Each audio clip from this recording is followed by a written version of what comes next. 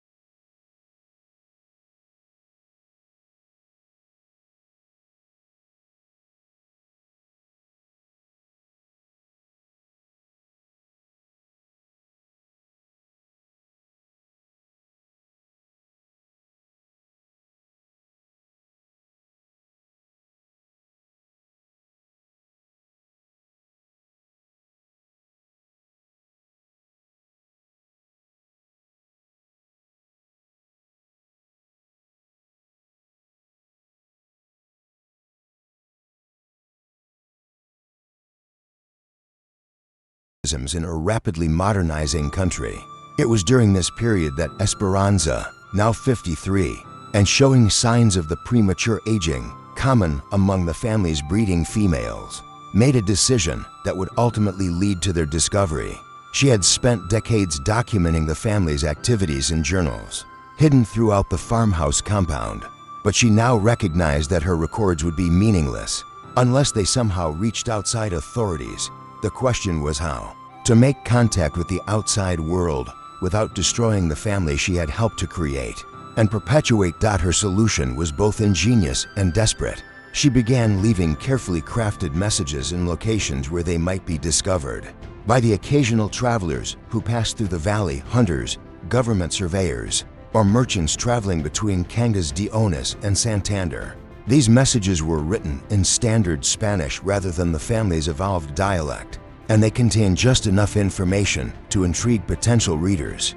Without revealing the full scope of the Calderón family's activities, the messages described a unique community in the mountains that had preserved ancient Spanish traditions and might be of interest to scholars studying historical social structures.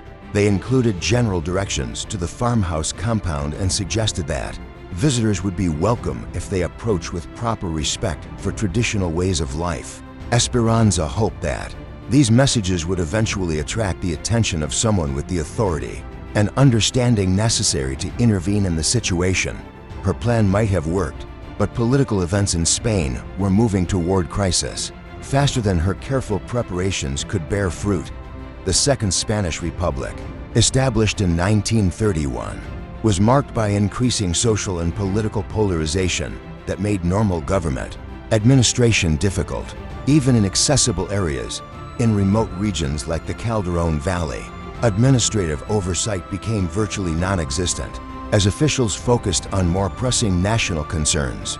The outbreak of civil war in July 1936 effectively ended any possibility that Esperanza's messages would receive official attention. Spain was consuming itself in a conflict that pitted fascists against Republicans, conservatives against revolutionaries, Catholics against secularists. The remote valleys of eastern Asturias became refuges for deserters, hidouts for political fugitives, and no man's lands where normal law enforcement ceased to function.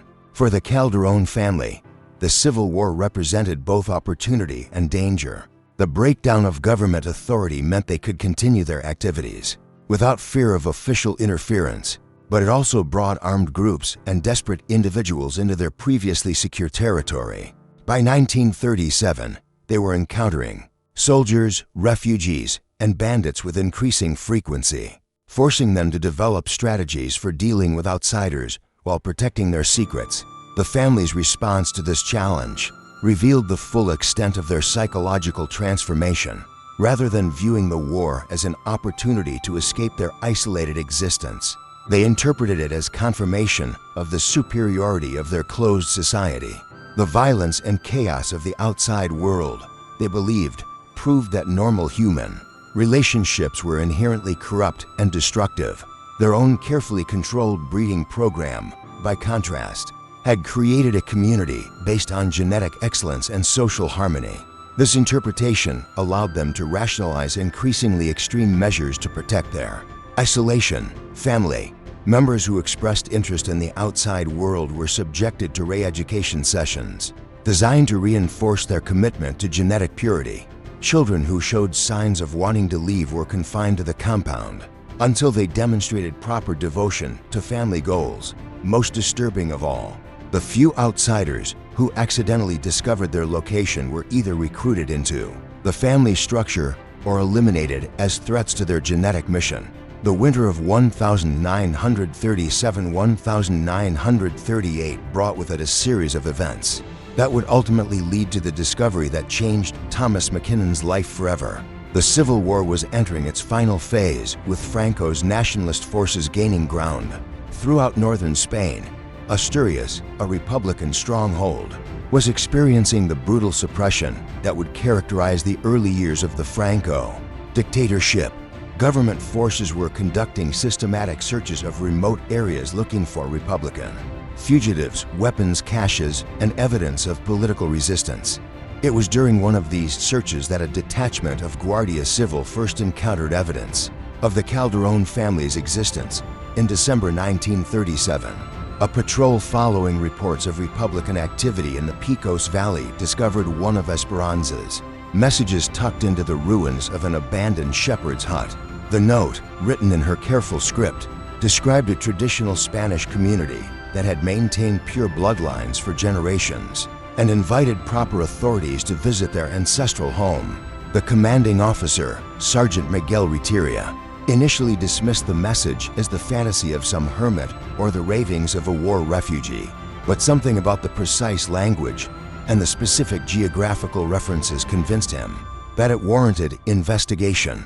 More importantly, the valley described in the message was exactly the type of remote location where Republican fighters might establish hideouts or weapons depots. The patrol's approach to the Calderón compound in January 1938 marked the beginning of a confrontation that had been decades in the making. The family, now numbering 43 individuals ranging from infants to elderly adults, had developed elaborate protocols for dealing with outside threats. These protocols refined through encounters with various wartime intruders involved, a combination of misdirection, intimidation, and when necessary, elimination of witnesses. The Guardia Civil Patrol's first glimpse of the compound was startling. Enough, a collection of stone buildings that seemed frozen in time, inhabited by people wearing clothing styles from a previous century, and speaking a dialect that was barely recognizable as Spanish. But as Sergeant Retierra and his men began investigating the community more closely, they discovered evidence of activities that defied comprehension. The family's genealogical charts covering every wall of the main farmhouse revealed a pattern of intermarriage that could only be described as systematic incest spanning multiple generations. Birth records meticulously maintained by Aurelio and later by Concepcion documented the parentage of dozens of children whose genetic heritage violated every social and religious norm of Spanish society. Most disturbing of all, the family members themselves spoke openly about their breeding practices, viewing them not as shameful secrets, but as achievements worthy of pride. Sergeant Retierra, a career military officer who had seen the worst horrors of civil war, found himself confronted with something that challenged his understanding of human nature itself. This was not the crude abuse that occasionally surfaced in isolated rural communities, but rather a sophisticated multi-generational program of genetic manipulation that had been conducted with scientific precision and religious fervor. The initial confrontation might have ended with the arrest of the adult family members and the placement of children in state custody, but events took a different turn due to the presence of someone unexpected. Among the Guardia Civil Patrol, Thomas McKinnon, the American war correspondent who would later write the sealed reports that documented the full scope of the Calderón family's activities, had been accompanying the patrol as part of his coverage of the Civil War's final phase. McKinnon, a 28-year-old journalist working for several American newspapers, had requested permission to observe military operations in rural Asturias as background for articles about the war's impact on traditional Spanish society. He was particularly interested in how isolated communities had been affected by the conflict, making him an ideal witness to the discovery of a family that had remained completely untouched by external events for decades. McKinnon's presence changed the dynamic of the encounter in crucial ways. As an American civilian with no direct stake in Spanish political conflicts, he was able to approach the situation with an objectivity that would have been impossible for Spanish authorities. More importantly, his background as a journalist trained him to document evidence and preserve testimony in ways that would prove invaluable in understanding the full scope of what had occurred in the Calderón Valley. The American correspondent's initial reaction to the family was a combination of fascination and horror that would shape his reporting for decades to come. He recognized immediately that he was witnessing something unprecedented in modern European history, a closed society that had deliberately isolated itself from normal human civilization in pursuit of genetic goals that bordered on scientific fantasy. But McKinnon also recognized that the timing of the discovery created enormous complications. for any official response. Spain was in the midst of a brutal civil war that had already claimed hundreds of thousands of lives and displaced millions more. The new Franco government was focused on political consolidation and the suppression of Republican resistance. The last thing Spanish authorities wanted to deal with was a scandal involving systematic incest in a remote mountain community. The solution that emerged from discussions between Sergeant Retteria and McKinnon reflected the pragmatic realities of wartime governance. The Calderón family would be quietly relocated to separate institutions, where the children could receive proper care and education while the adults faced prosecution for their crimes. The case would be handled discreetly to avoid creating publicity that might embarrass the new government or provide propaganda material for Republican opponents. McKinnon's role in this arrangement was crucial. As an American journalist with international connections, he could ensure that the case received proper documentation and that the children's welfare was protected during the transition process. In exchange, he would agree to delay publication of his findings until Spanish authorities had completed their investigation and achieved some resolution of the situation. What none of them anticipated was that the temporary delay in publication would stretch across decades, ultimately becoming a permanent silence that would leave the Calderón family story buried in classified archives until long after all the participants were dead.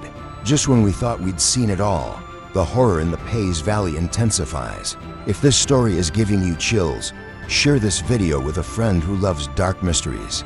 Hit that like button to support our content, and don't forget to subscribe to never miss stories like this. Let's discover together what happens next in this tale of the most isolated bloodline in European history. The full scope of the Calderón family's genetic experiments was revealed during a week-long investigation in February 1938 that McKinnon would later describe as descending into a living nightmare that challenged everything I thought I knew about human civilization. Working alongside Spanish medical authorities who had been quietly brought in to assess the situation, the American correspondent documented evidence of systematic breeding practices that had produced results both more extensive and more disturbing than anyone had initially imagined. The medical examinations of the family members revealed patterns of genetic abnormalities that painted a clear picture of the consequences of concentrated inbreeding. Dr. Carlos Mendizabal, a geneticist from the University of Salamanca who had been sworn to secrecy about the case, concluded that the Calderón family represented the most genetically isolated human population in documented history, with levels of genetic homozygosity that exceeded anything previously recorded in scientific literature. The physical manifestations of this genetic concentration were evident throughout the family. Nearly every member displayed some form of developmental abnormality, ranging from relatively minor issues like unusual dental formations and skeletal irregularities to severe problems, including profound mental retardation, congenital deafness, and various forms of organ malformation. The infant mortality rate had been approximately 60%, with most deaths occurring within the first year of life due to complications related to genetic disorders. But the physical abnormalities, horrifying as they were, paled in comparison to the psychological impact of the family's breeding practices on survivors. The children and young adults who had reached maturity within the compound displayed a complete absence of normal social development. They had been raised to view their siblings, parents, and cousins exclusively through the lens of genetic utility, evaluating family relationships based on potential breeding outcomes rather than emotional bonds. McKinnon's interviews with family members revealed the full extent of their psychological conditioning. Concepcion, now the family's primary leader, spoke with clinical detachment about her role in selecting breeding pairs and monitoring pregnancy outcomes. She maintained detailed records not only of genetic combinations, but also of performance evaluations for family members, rating their contributions to the genetic improvement program with numerical scores that determined their status within the family hierarchy. The children, ranging in age from infants to young adults, demonstrated levels of indoctrination that McKinnon found almost impossible to comprehend. They spoke casually about their predetermined roles in future breeding schedules, evaluated their own siblings as potential partners with scientific objectivity, and expressed genuine enthusiasm for their participation in what they had been taught to view as a sacred mission of genetic purification. Most disturbing of all was the discovery of Esperanza's hidden journals, which provided a day-by-day account of the family's development over 4 decades. Her meticulously maintained records documented not only the breeding decisions and their outcomes, but also the psychological techniques that had been used to maintain family cohesion and prevent rebellion against the system. The journals revealed that several family members had indeed attempted to escape over the years, but they had been systematically hunted down, subjected to brutal correction processes, and either returned to compliance or eliminated as threats to family security. The escape attempts had led to the development of increasingly sophisticated control mechanisms. Family members were forbidden from traveling alone beyond the immediate compound area. Children were subjected to regular loyalty testing designed to identify potential dissidents before they could act on rebellious impulses. Most effectively, the family had developed an elaborate system of mutual surveillance, with family members required to report any signs of disloyalty or desire to leave the community. These control mechanisms had been justified through a complex, ideological framework that combined distorted Catholic theology with pseudo-scientific theories about genetic superiority. Family members were taught that they were engaged in God's work of purifying humanity, and that any betrayal of their mission would result not only in personal damnation, but also in the corruption of the entire human species. This theological justification made resistance to the system virtually impossible for individuals who had been raised within its confines. The investigation also revealed the full extent of the family's isolation from normal Spanish society. They had developed their own currency system based on genetic contributions rather than monetary exchange. Their calendar was organized around breeding cycles rather than religious or civil holidays. Most significantly, they had created their own legal system, with Concepcion serving as judge, jury, and executioner for any violations of family genetic policies. McKinnon's most chilling discovery came when he examined the family's plans for expansion. Far from being satisfied with their current population, the leadership had developed elaborate strategies for recruiting new genetic material from outside sources. They had identified several other isolated families in the region that might be suitable for absorption into their breeding program, and they had begun making contact with these potential targets through carefully crafted deception campaigns. The recruitment strategy involved approaching isolated families during times of crisis, deaths, economic hardship, or political persecution, and offering assistance in exchange for marriage alliances. Young adults from target families would be invited to join the Calderón compound as spouses for family members, but they would not be informed about the true nature of the community until after they had been physically and psychologically trapped. Within the system, several such recruitments had already been successful. McKinnon discovered evidence that at least 6 individuals from outside families had been absorbed into the Calderón genetic program over the previous decade. These recruits had been systematically isolated from their original families, subjected to intensive indoctrination processes, and eventually integrated into the breeding schedule. As if they had been born into the system, the fate of those who resisted integration was documented in Esperanza's journals with clinical precision. Individuals who refused to participate in the breeding program were subjected to increasing levels of psychological and physical coercion until they either complied or were deemed irredeemable. Those in the latter category simply disappeared from the records, with brief notations indicating they had been returned to God or had chosen to seek their fortune elsewhere. McKinnon's investigation revealed that the family had developed sophisticated techniques for disposing of both resistant recruits and genetically defective offspring. A series of unmarked graves in the forest surrounding the compound contained the remains of at least 20 individuals whose deaths had never been reported to civil authorities. The graves were organized in a methodical pattern that suggested regular use over an extended period, indicating that elimination of unsuitable individuals had become a routine aspect of the family's genetic management system. The American correspondence final discovery was perhaps the most disturbing of all. Evidence that the family's activities had been known to certain Spanish authorities for years, but had been deliberately ignored due to the remote location and the political chaos of the Civil War period. Local priests had received reports about the family's unusual practices, but had dismissed them as rural superstitions. Government officials had been informed about missing persons in the region, but had attributed the disappearances to war-related violence rather than investigating them systematically. This official negligence had enabled the family to operate with complete impunity for decades, expanding their genetic experiments and recruitment activities while remaining essentially invisible to the outside world.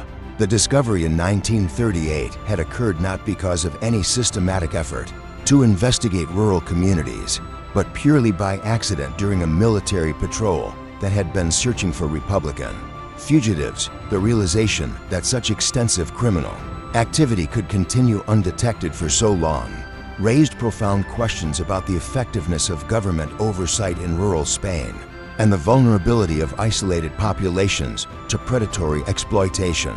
McKinnon recognized that the Calderón case represented not just an isolated incident of family dysfunction, but a systematic failure of social institutions that had serious implications for the protection of vulnerable populations throughout the country. The dismantling of the Calderón family compound in March 1938 required a carefully coordinated effort involving medical professionals, social workers, and security personnel who had been sworn to absolute secrecy about the operation. The Spanish authorities, already overwhelmed by the challenges of post-Civil War reconstruction, were determined to handle the situation with minimal publicity that might embarrass the new Franco government or create international complications. McKinnon watched as 43 individuals were systematically removed from the only world most of them had ever known and distributed among various institutions across northern Spain. The youngest children, those under age 10, were placed in Catholic orphanages where they could receive proper education and hopefully overcome the psychological damage of their early conditioning. The older children and young adults were sent to specialized facilities that combined medical treatment for their genetic disorders with intensive rehabilitation programs designed to prepare them for eventual integration into normal society. The adult family members faced a more complex fate. Concepcion and several other leaders of the breeding program were quietly prosecuted for crimes including incest, child abuse, kidnapping, and multiple counts of murder. However, their trials were conducted in closed sessions with sealed records to prevent public knowledge of the case. Most received lengthy prison sentences, though several died in custody within a few years due to the effects of genetic disorders and the stress of adapting to life outside their isolated community. Esperanza, whose journals had provided crucial evidence for understanding the family's activities, presented authorities with a particular dilemma.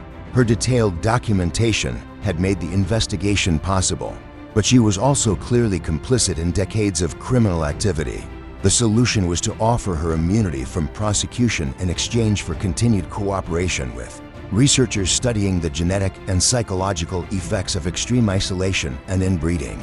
Under this arrangement, Esperanza spent her remaining years working with Dr. Mendizabal and other scientists who were attempting to understand the full implications of the Calderón case.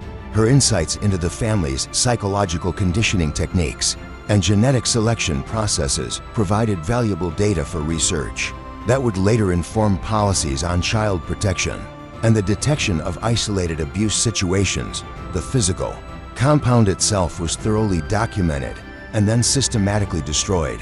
McKinnon participated in this process, photographing every room, cataloging every document, and preserving evidence that would later be sealed in Spanish government archives. The genealogical charts that had covered the walls were carefully copied before being burned, creating a permanent record of what Dr. Mendizabal called the most comprehensive documentation of human inbreeding ever assembled. The unmarked graves in the surrounding forest were excavated, and their contents subjected to careful analysis. The remains of 23 individuals were recovered, ranging from infants who had died shortly after birth to adults who appeared to have been murdered when they attempted to leave the family or resisted its breeding requirements. Each set of remains told a story of the systematic violence that had been necessary to maintain the family's genetic isolation. McKinnon's role in the aftermath of the discovery proved to be both professionally challenging and personally traumatic. His initial agreement to delay publication, while Spanish authorities handled the situation, seemed reasonable. But as months stretched into years without any resolution, he began to realize that the case would never be made public through official channels. The Franco government had too much invested in projecting an image of traditional Spanish values and social stability to risk the international embarrassment that would result from revealing the existence of such an extensive incest operation. The American correspondent made several attempts to publish his findings through international media outlets, but he was consistently blocked by a combination of Spanish government pressure and editorial reluctance to print stories that seemed too extreme to be credible.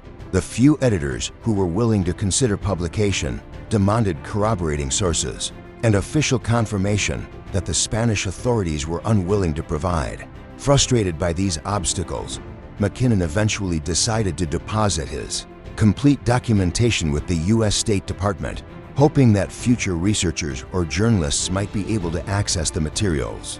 When political conditions changed, his sealed report, filed in 1940, included thousands of pages of testimony, hundreds of photographs, and detailed genealogical records that provided a comprehensive picture of the Calderón families for decades of genetic experimentation. The fate of the surviving family members varied considerably depending on their age, physical condition, and psychological adaptability. The youngest children, those who had been removed before age 5, generally succeeded in adapting to normal social environments and eventually integrated into Spanish society.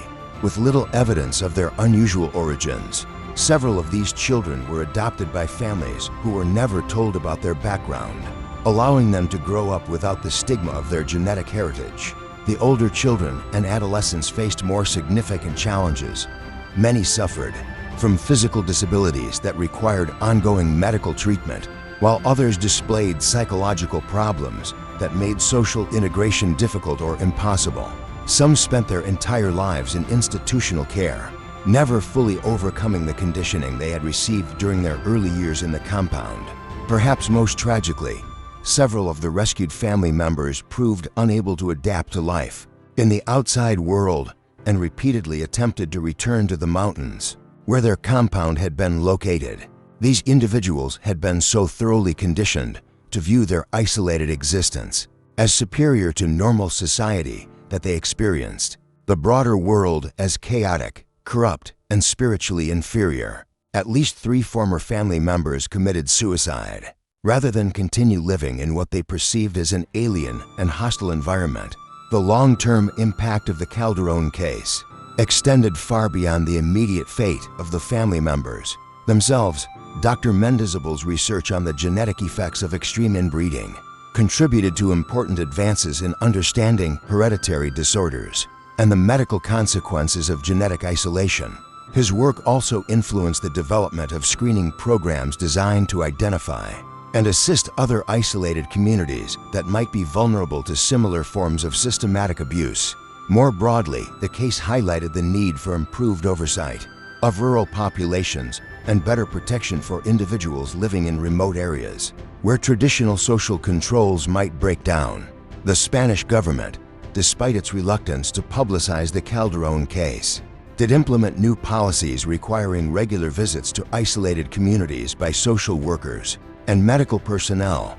McKinnon's sealed report remained classified for over 40 years, finally becoming available to researchers in the 1980s as part of a broader declassification of Spanish Civil War-era documents. Even then, access was restricted to qualified academic researchers who agreed to maintain the anonymity of surviving family members and their descendants.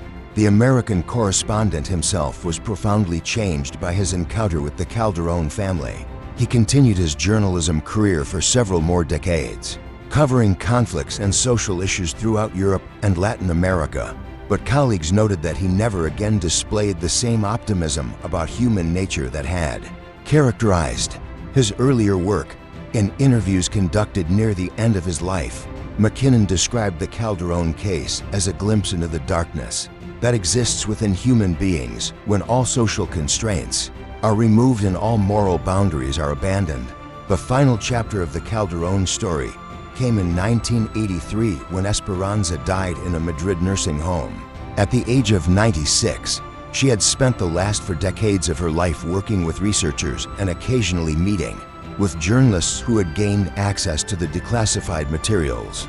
Until the very end, she maintained that the family's breeding program, despite its horrific consequences, had been motivated by genuine beliefs about genetic improvement and human perfection. Her death marked the end of living memory of the family's activities, but the documentation she had helped to preserve continued to provide valuable insights for researchers studying extreme social isolation, systematic abuse, and the psychological mechanisms that enable ordinary people to participate in extraordinary cruelty.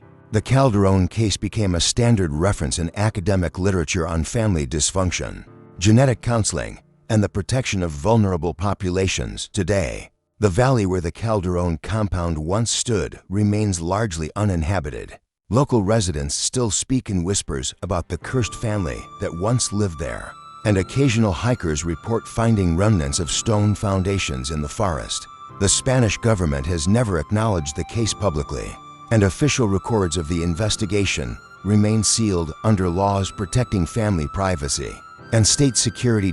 Yet the legacy of the Calderón sisters and their shared husband continues to influence our understanding of human behavior under extreme conditions. Their story serves as a reminder that civilization is a fragile construct, easily corrupted when isolation and fanatical ideology combine to create closed systems, immune to outside scrutiny and moral correction. This dark chapter of Spanish history shows us that the most dangerous monsters are not supernatural beings from folklore, but rather ordinary people who convince themselves that their terrible actions serve some higher purpose. The Calderón family believed they were creating genetic perfection, but they produced only suffering, disability, and death, a testament to the corrupting power of absolute isolation and the human capacity for self-deception in service of twisted ideals. What do you think of this story? Do you believe everything was revealed? Or might there be other isolated communities still hidden away from the world, pursuing their own dark visions of human improvement? Leave your comment below and share your thoughts about this haunting tale from the mountains of Asturias. If you enjoyed this exploration of one of history's most disturbing family secrets, subscribe to our channel, hit the notification bell, and share this video with someone who appreciates the darker mysteries of our past. We'll see you in the next episode, where we continue uncovering the buried horrors that shaped our world.